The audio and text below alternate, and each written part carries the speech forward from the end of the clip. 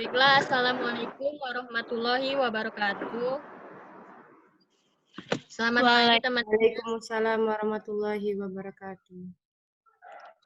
Selamat pagi teman-teman dan semuanya. Hari ini kami dari kelompok 5 akan menjelaskan permasalahan yang ada pada buku PKN-MI kelas 5 kurikulum 2013 dan KTSP.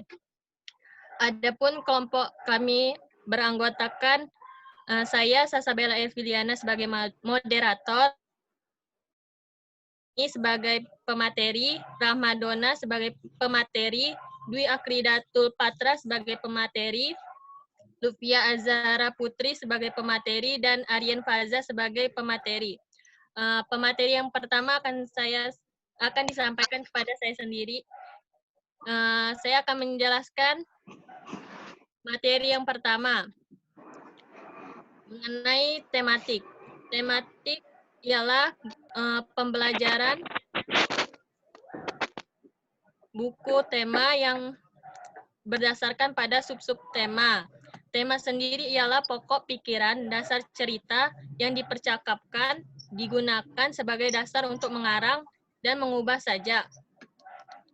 Selanjutnya, rumusan masalah yang ada pada kelompok kami yang kami bahas ada 3 poin. Yang pertama, permasalahan mengenai bagaimana materi PKN di buku MI tematik. Yang kedua, bagaimana materi PKN di buku KTSP 2013 kelas 5. Dan yang ketiga, bagaimana hasil riset menurut jurnal. Tingkat satuan pendidikan atau KTSP adalah kurikulum operasional yang disusun dan dilaksanakan oleh masing-masing satuan pendidik. Penyusunan KTSP dilakukan oleh satuan pendidik dengan memperhatikan yang berdasarkan standar kompetensi, baik itu KI, KD, tujuan, dan sebagainya, yang dikembangkan oleh Badan Standar Nasional BSNP. Dalam buku tematik kelas 5 ini ada 9 tema buku yang digunakan. Yang pertama, buku tema 1 mengenai benda-benda di lingkungan sekitar, peristiwa dalam kehidupan, kerukunan dalam bermasyarakat, sehat itu penting, bangga sebagai bangsa Indonesia, organ tubuh manusia dan hewan, sejarah peradaban manusia, ekosistem, dan buku tema terakhir mengenai lingkungan sahabat kita. Kami mengambil 2 buku tema untuk pembelajaran PKN MI kelas 5. Yang pertama, buku tema pada semester ganjil, tema 3, kerukunan dalam bermasyarakat, dan buku tema yang kedua pada semester genap, temanya ekosistem.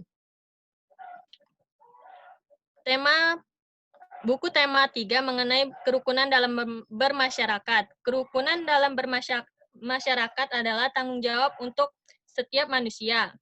Dalam pembahasannya, buku tema 3 ini ada 3 subtema.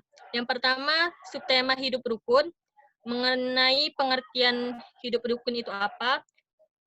Yang kedua, subtema mengenai manfaat hidup rukun dalam kehidupan sehari-hari, baik itu di lingkungan, di sekolah, ataupun di tempat umum.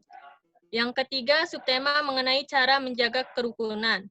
Baik, itu materi pertama dari saya. Materi yang kedua selanjutnya akan dibacakan oleh Saudari Mawarni. Kepada Saudari Mawarni dipersilakan. Baiklah, saya akan melanjutkan materi tentang tema 8 yaitu ekosistem. Ekosistem yaitu suatu sistem ekologi yang terbentuk oleh hubungan timbal balik antara manusia hidup dengan lingkungannya. Yang pertama yaitu komponen ekosistem. Ekosistem terdiri atas 2 komponen yaitu komponen biotik dan komponen abiotik. Yang kedua, hubungan makhluk hidup dalam ekosistem. Ekosistem ada 2 macam, yakni ekosistem buatan dan ekosistem alami. Yang ketiga, memelihara ekosistem. Dengan cara memelihara ekosistem yaitu dengan cara tidak menebang pohon sembarangan, tidak melakukan pemburuan liar, tidak membuang sampah sembarangan, dan lain sebagainya. Yang selanjutnya yaitu tentang permasalahan dalam buku tematik kelas 5 SD atau MI. Dalam buku tematik kelas 5 SD atau MI ini, tentang tema 3, kerukunan dalam bermasyarakat, dan tema 8 yaitu ekosistem, tidak ditemukannya permasalahan yang ada di dalam kompetisi inti dan dasar.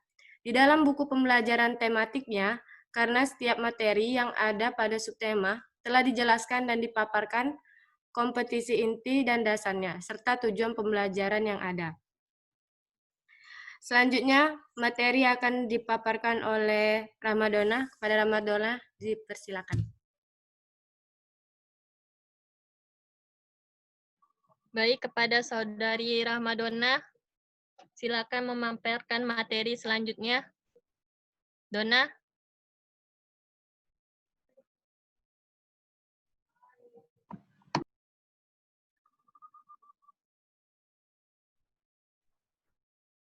Dona belum join, sepertinya.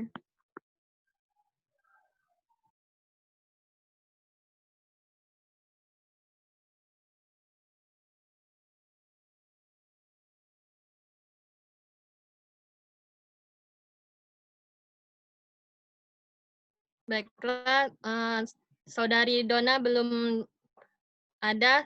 Lanjut saja kepada pemateri selanjutnya, Lutfia. Kepada Lutfia, dipersilakan. Lutfia. Baiklah, saya akan melanjutkan materi. Saya akan menjelaskan tentang permasalahan pada buku KTSP kelas 5 SDMI. Dalam buku KTSP, terdapat berbagai permasalahan yang berkaitan dengan kurikulum. Tertulis yaitu sebagai berikut. Yang pertama, adanya kesulitan dalam membuat atau menyusun isi dari KTSP tersebut, mulai dari materi, pelajaran yang ada. Yang kedua, dalam penyusunan KTSP, kekurangan pemahaman dari pihak sekolah dan bisa menimbulkan KTSP yang masih belum bisa dipahami. Yang ketiga, kurangnya SDM yang diharapkan mampu menjabarkan KTSP pada kebanyakan satuan pendidikan yang ada sumber daya manusia. Yang keempat, masih banyak guru yang belum memahami KTSP secara kompresif, baik konsepnya, penyusunannya, maupun prakteknya di lapangan. Yang kelima, penerapan KTSP yang merekomendasikan pengurangan jam pelajaran akan berdampak berkurangnya pendapatan guru. Selanjutnya analisis dan pembahasan. Analisis dan pembahasan buku tematik kelas 5 SDMI. Dalam buku tematik kelas 5 peneliti mengambil 2 tema, yaitu di semester ganjil tema 3 kerukunan dalam bermasyarakat, dan pada semester genap tema 8 ekosistem. Dari hasil analisis pada buku pendidikan kewarganegaraan kelas 5, terdapat berbagai metodologi pembelajarannya. Bagian metodologinya terdiri dari model, pendekatan, strategi, teknik, dan taktik. Nah, model pembelajaran yang kami pilih adalah model pembelajaran inquiry. Pendekatan pembelajaran yang kami pilih adalah pendekatan konstruktivisme. Strategi pembelajaran yang kami ambil adalah strategi pembelajaran peningkatan kemampuan berpikir. Metode pembelajaran yang kami ambil adalah metode problem solving atau pemecahan masalah. Dan teknik dan taktik yang tepat untuk digunakan yaitu inquiry. Sekian yang bisa saya sampaikan. Saya kembalikan ke moderator. Baik, materi dari Saudari Lutfia tadi sudah dijelaskan. Selanjutnya pemateri dari Saudari Dwi Akridatul Patra. Kepada Dwi, saya persilakan. Baiklah, Assalamualaikum warahmatullahi wabarakatuh. Materi yang saya jelaskan yaitu permasalahan buku KTSP PKN kelas 5. Kurikulum tingkat kesatuan pendidikan atau KTSP diartikan sebagai kurikulum operasional yang disusun dan dilaksanakan masing-masing satuan pendidikan. KTSP terdiri atas tujuan pendidikan tingkat satuan pendidikan struktur dan muatan KTSP, kalender pendidikan silabus. Dalam materi buku KTSP PKN kelas 5 SD atau MI terdapat 4 bab. Yang pertama, bab pertama, Keutuhan Negara Kesatuan Republik Indonesia. Bab kedua, peraturan perundang-undangan tingkat pusat dan daerah. Bab ketiga, bebas berorganisasi. Bab keempat, menghargai keputusan bersama. Bab pertama, Keutuhan Negara Kesatuan Republik Indonesia. Yang pertama, Negara Kesatuan Republik Indonesia terdiri dari wilayah NKRI, pembagian wilayah NKRI, dan bentuk negara Republik Indonesia. 2. Pentingnya keutuhan NKRI. Keutuhan adalah keadaan yang tidak terpecah belah dan bercerai-berai, tetap seperti semula. Yang ketiga, partisipasi warga negara dalam menjaga keutuhan NKRI. Partisipasi warga negara dalam menjaga keutuhan NKRI dapat dilihat dimulai dari lingkungan keluarga, sekolah, dan masyarakat. Bab kedua, peraturan perundang-undang tingkat pusat dan daerah. Peraturan perundang-undang adalah peraturan tertulis yang dibentuk oleh lembaga negara pejabat yang berwenang dan mengikat secara umum. Bentuk-bentuk peraturan perundang-undang yang pertama, tingkatan peraturan perundang-undang. Contoh peraturan perundang-undang tingkat pusat yaitu yang pertama, undang-undang, kedua, peraturan pemerintah pengganti undang-undang, ketiga, peraturan pemerintah, keempat, peraturan presiden, yang kelima, peraturan daerah. Peraturan perundang-undang tingkat daerah yaitu pemerintah daerah Provinsi Bali. Juga mempunyai banyak peraturan daerah. Sekian, terima kasih. Assalamualaikum warahmatullahi wabarakatuh. Saya kembalikan kepada moderator. Baik, terima kasih Dwi. Materi selanjutnya akan disampaikan oleh Rahmadona. Kepada Dona, dipersilakan. Dona?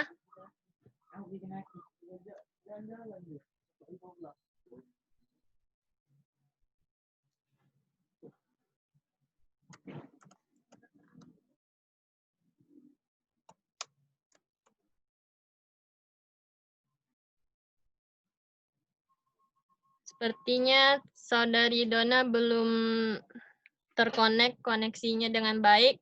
Selanjutnya langsung saja kepada Saudara Ian untuk memaparkan materi selanjutnya. Kepada Ian, dipersilakan.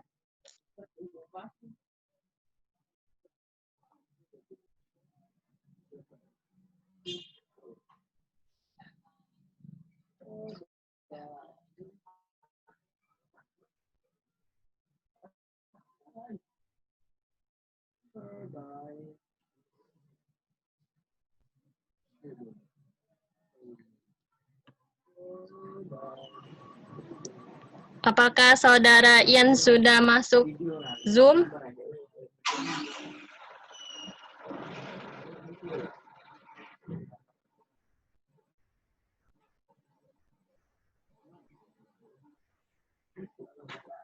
Aryan Faza sudah masuk Zoom, tapi mungkin sinyalnya belum kuat.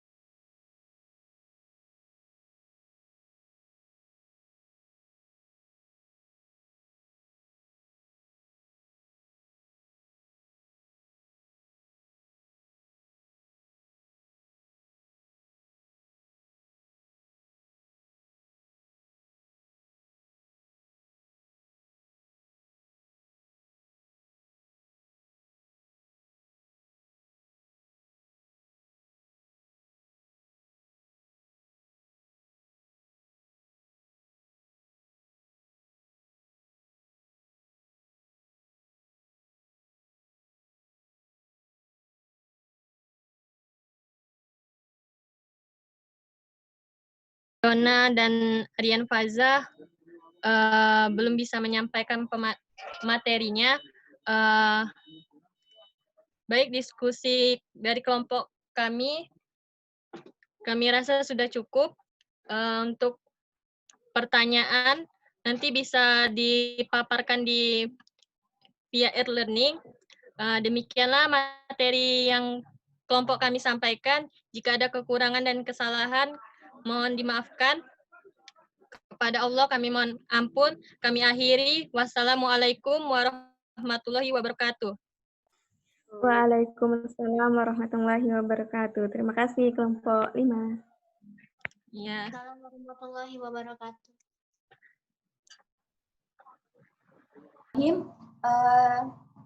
Di sini kami dari kelompok 6 ingin mempresentasikan judul makalah kami, yaitu permasalahan buku PKN kelas 6 MI, buku tematik dan KTSP. Baiklah, perkenalkan saya di sini sebagai moderator dan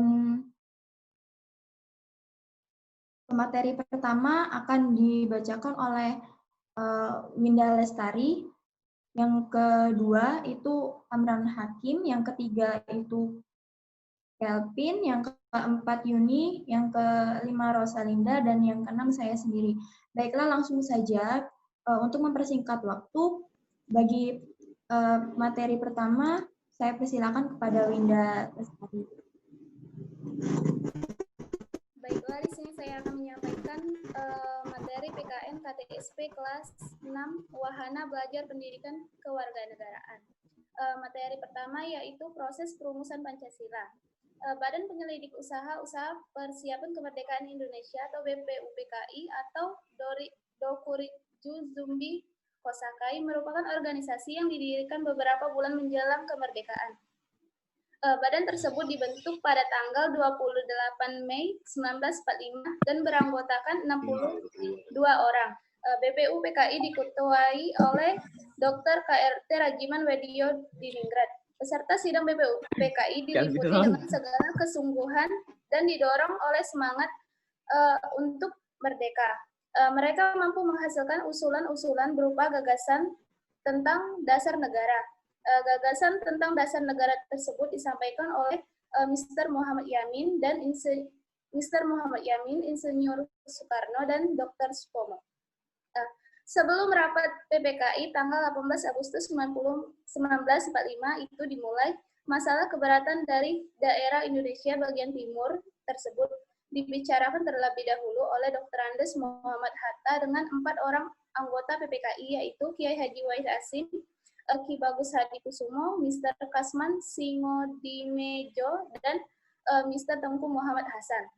4 orang tersebut adalah tokoh yang beragama Islam. Dari pembicaraan tersebut disepakati untuk mengubah rumusan yang terdapat di dalam rancangan pembukaan yang semula berbunyi ketuhanan dengan kewajiban menjalankan syariat Islam bagi pemeluk-pemeluknya menjadi ketuhanan yang Maha Esa. Hal ini dijelaskan menimbulkan kelegaan bagi semua pihak berkat kearifan para tokoh-tokoh pendiri negara Republik Indonesia yang berwawasan kebangsaan dan persatuan. Dengan adanya perubahan ini, maka perumusan Pancasila yang sah berlaku sekarang adalah sebagaimana yang dicantumkan di dalam pembukaan UUD 1945 alinea keempat. Selanjutnya materi yang kedua yaitu pemilihan umum dan pemilihan kepala daerah beserta lembaga-lembaganya.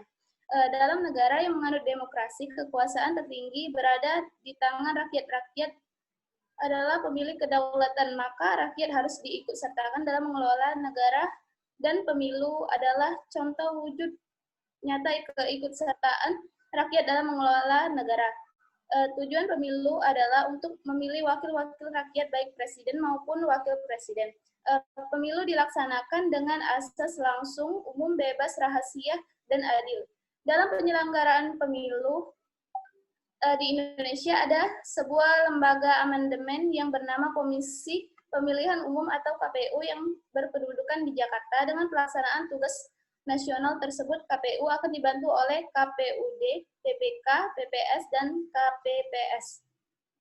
Adapun lembaga-lembaga negara yang ada di Indonesia ialah Majelis Permusyawaratan Rakyat atau MPR, Dewan Perwakilan Rakyat DPR, Dewan Perwakilan Daerah atau DPD, Presiden, Badan Pemeriksa Keuangan atau BPK, Mahkamah Agung atau MA, Mahkamah Konstitusi atau MK, Komisi Yudisial atau KY, lembaga negara yang memiliki peran atau tugas dan wewenang masing-masing dalam menjalankan sistem pemerintah yang telah diatur dalam UUD 1945. Baiklah, hanya itu materi yang dapat saya sampaikan, akan dilanjutkan oleh saudara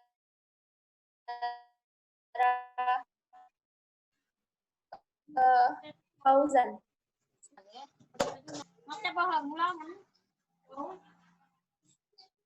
Oke, baiklah. Saya akan materi pemerintah pusat dan pemerintah daerah. Pemerintah pusat presiden adalah negara-negara tinggi kekuasaan pemerintah tertinggi di Indonesia. Dalam pemerintahan presiden dilantik oleh presiden. Dan itu menteri kabinet yang terdiri atas para menteri. Kemudian para menteri itu adalah pembantu presiden di setiap menteri membidangi urusan tertentu dalam pemerintahan. Mereka bekerja di bawah presiden, bertanggung jawab kepada presiden. Tugas itu adalah menjelaskan seluruh urusan pemerintahan dalam rangka mewujudkan cita-cita dan tujuan nasional bangsa Indonesia. Yang kedua yaitu pemerintahan daerah. Pemerintahan daerah adalah penyelenggara yang diurus pemerintahan oleh pemerintahan daerah dan daerah perwakilan rakyat atau DPRD. Pemerintah daerah menyelenggarakan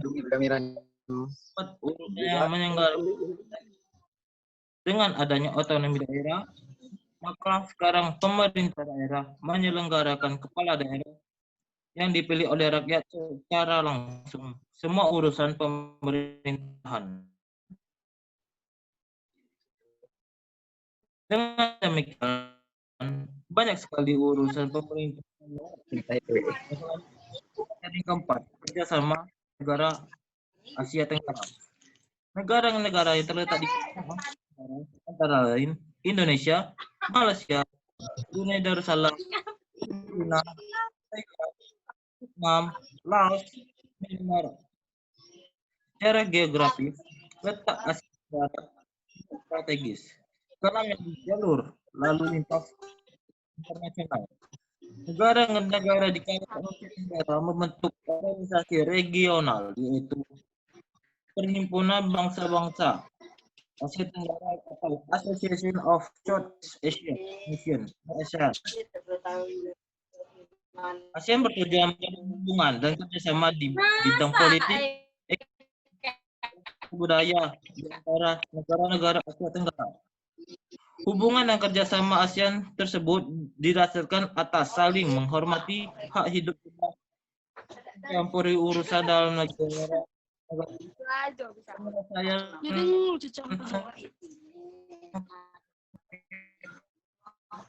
Secara damai tidak melakukan ASEAN ini diadakan antara negara melalui KTT, sidang tahunan Menteri Luar Negeri, sidang tahunan dan non-ekonomi. ASEAN menjadi kawasan yang damai, merdeka, dan netral serta bebas dari menghadapi globalisasi. Dalam menghadapi tantangan di masa mendatang, menyepakati visi ASEAN pada pertemuan ASEAN di Kuala Lumpur tahun 1997. Mungkin itulah materi dari saya. Selanjutnya akan disampaikan oleh saudara Kelvin, dipersilakan.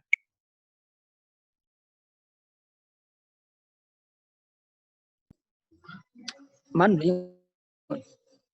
Ada suaraku. Ada suaraku. Ada. Jan, ada suaraku, Jan. Ada.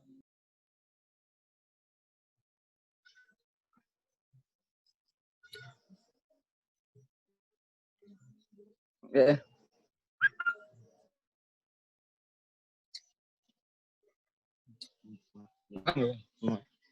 Baiklah, Assalamualaikum warahmatullahi wabarakatuh. Saya akan melanjutkan materi kelompok 6, materi kelima, politik luar negeri Indonesia. Indonesia sebagai negara ternyata tidak hidup sendirian di dunia. Banyak sekali negara-negara di Indonesia ini. Bangsa Indonesia adalah bagian dari bangsa di dunia atau umat manusia. Bangsa-bangsa lain juga memiliki pemerintah negara dan menepati wilayah negara Indonesia. Sebagai bagi dari bangsa lain perlu hubungan dan bekerja sama dengan bangsa-bangsa itu. Upaya untuk melaksanakan politik luar negeri Indonesia yang bebas dan aktif adalah negara melakukan kerjasama dengan negara-negara lain di dunia. Pemerintah Indonesia menjalani kerjasama dengan pemerintah negara lain. Pemerintah juga menjalani kerjasama dengan organisasi internasional lainnya.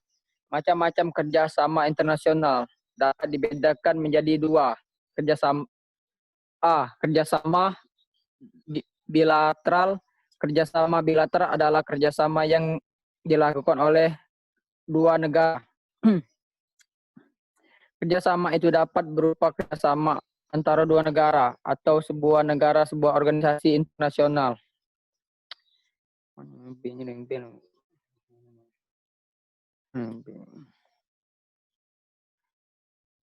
Kerjasama antara dua negara, misalnya kerjasama dengan negara Malaysia, kerjasama satu sama Indonesia dan dengan Jepang, kerjasama Singapura dengan India, kerjasama antara negara dengan sebuah organisasi internasional atau dengan suatu perusahaan internasional, misalnya kerjasama Indonesia dan UNICEF, kerjasama Indonesia dengan WHO, perjanjian kerjasama Indonesia dengan perusahaan Ecomobil.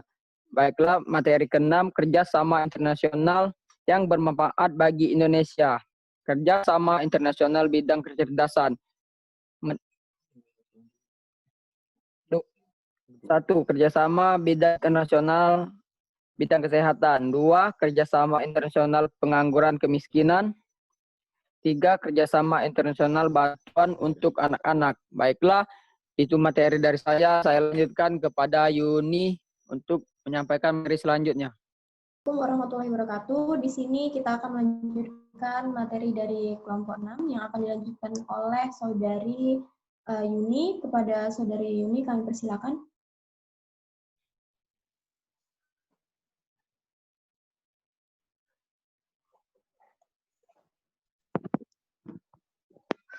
Saudari Yuni.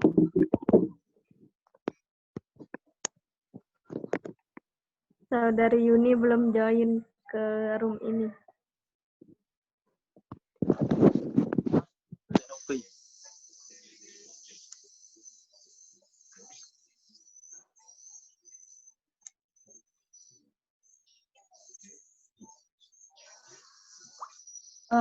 Baiklah, kalau begitu kita lanjutkan saja ke materi selanjutnya yang akan dibacakan oleh saudari Ocha. Kepada saudari Rosalinda, saya persilakan. Baiklah, saya akan melanjutkan materi yang selanjutnya. Metodologi pembelajaran kelas 6 SD atau MI pada kurikulum 2013 dan KTSP. Yang pertama, model pembelajaran. Model pembelajaran yang kami ambil untuk KTSP, model pembelajaran problem-based learning. Model pembelajaran yang dirancang agar peserta mendapat pengetahuan penting yang membuat mereka mahir dalam memecahkan masalah dan memiliki model belajar sendiri serta memiliki kecepatan berpartisipasi dalam tim dalam proses pembelajaran. Model pengembangan interaktif yang kami pilih pada kurikulum 2013. Yang kedua, pendekatan pembelajaran kurikulum 2013 dan KTSP.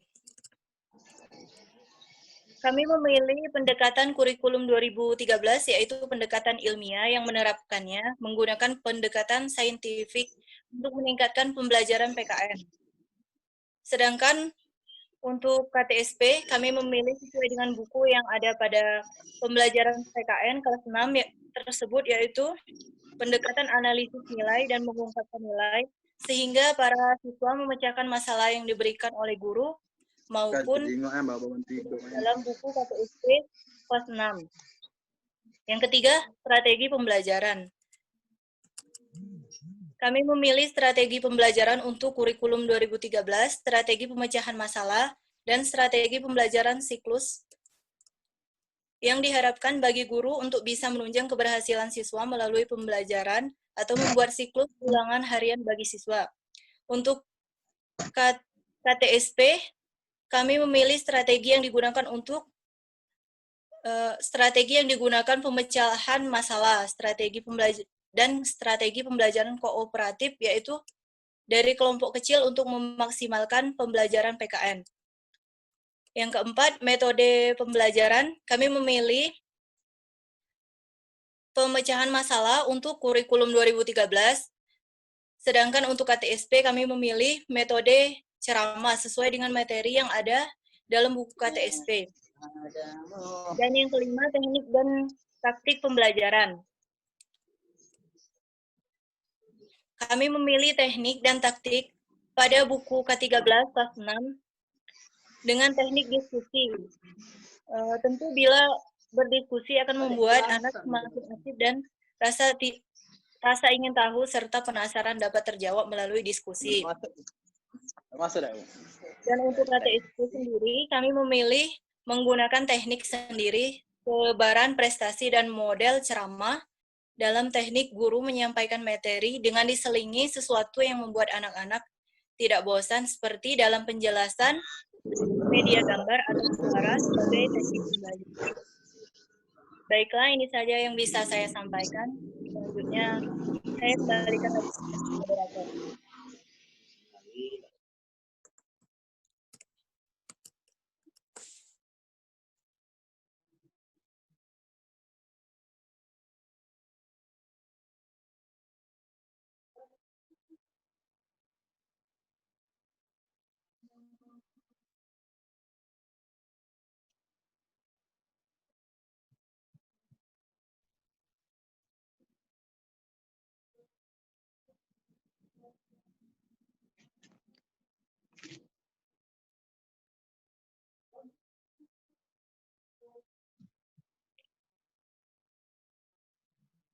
Baiklah, di sini saya akan melanjutkan materi dari Saudari Ocha, yaitu hasil pengembangan metodologi pembelajaran dalam buku tematik, KTSP, dan juga dari jurnal. Di sini kami mengambil 2 jurnal, yaitu jurnal 1 dengan judul Penggunaan Model Pembelajaran Interaktif Berbasis Aktivitas untuk Meningkatkan Prestasi Belajar Siswa, kelas 6 pada pembelajaran PKN SD, Negeri 09 Kabupaten. Dalam jurnal 1 ini, ia menggunakan model pembelajaran interaktif berbasis aktivitas yang menurut Rohman dan Amri, pembelajaran interaktif ini lebih menekankan pada diskusi dan sharing di antara siswa. Kesimpulan dari analisisnya, bahwa dalam jurnal 1 ini, kesimpulannya itu telah berhasil dalam meningkatkan pembelajaran prestasi siswa atau peserta didik dan dapat membuat siswa atau peserta didik ini menjadi lebih aktif seperti ada dalam jurnal 1. Lalu dalam buku tematik pada tema 2 Persatuan dalam Perbedaan, subtema 2 Pekerja sama mencapai tujuan, dan subtema 3 Bersatu Kita Teguh, bila dianalisis dari isi materi PKN, perjuangan mempertahankan kemerdekaan Indonesia. Dengan model pembelajaran interaktif berbasis aktivitas, seorang guru dituntut agar dapat memahami dan memiliki keterampilan yang memadai dalam mengembangkan berbagai model pembelajaran yang efektif, kreatif, dan menyenangkan. Jadi sebagai disyaratkan dalam kurikulum tingkat satuan pendidikan, sehingga model pembelajaran yang diinginkan dapat tercapai dalam buku tematika 13 ini dirasa kurang pas bila menggunakan model pembelajaran interaktif berbasis aktivitas, karena pada jurnal 1 ini terdapat metode ceramah. Dalam buku KTSP, analisis buku PKN kelas 5 KTSP ini yang berkaitan dengan jurnal 1,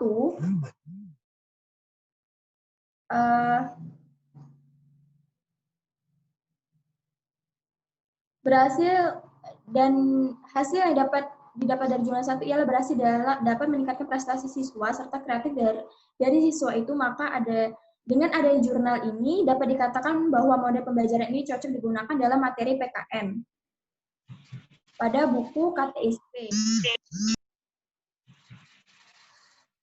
Yaitu materi 1, proses perumusan Pancasila, yang kedua pemilihan umum kepala daerah beserta lembaga-lembaganya, terus ada pemerintahan pusat, pemerintahan daerah, kerjasama negara-negara di Asia Tenggara, politik luar negeri Indonesia.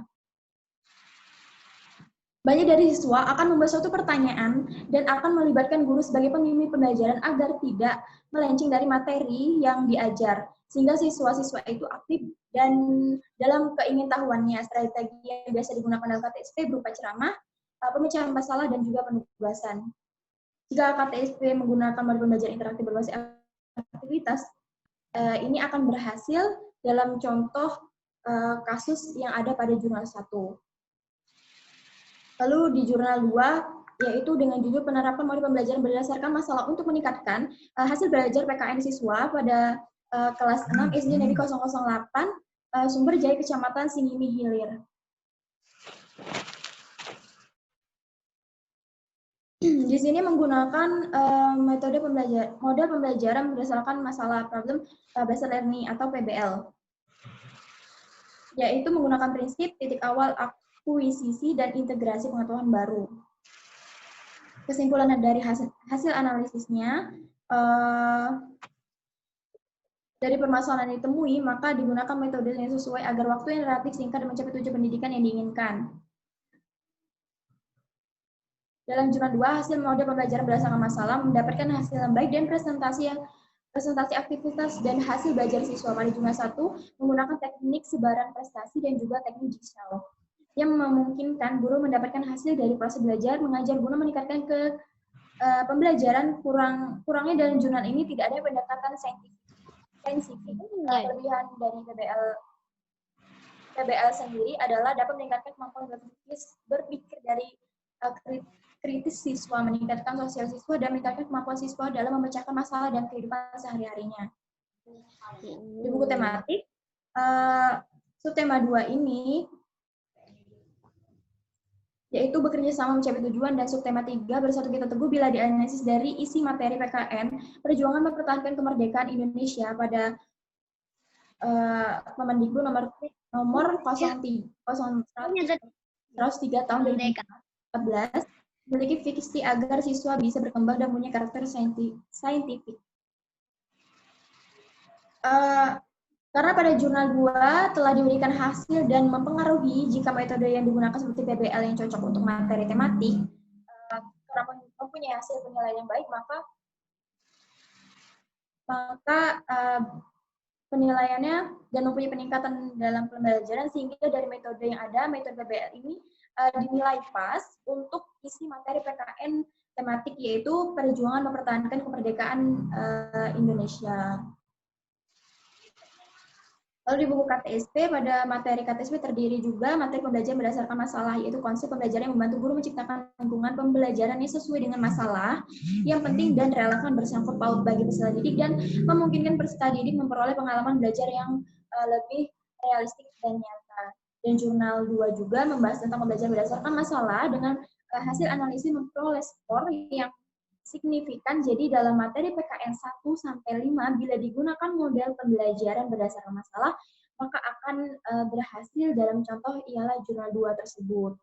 Mungkin ini saja materi yang dapat kami sampaikan dari kelompok 6. Saya akhiri.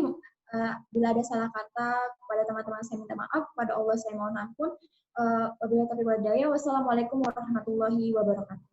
Waalaikumsalam warahmatullahi wabarakatuh. Assalamualaikum warahmatullahi wabarakatuh.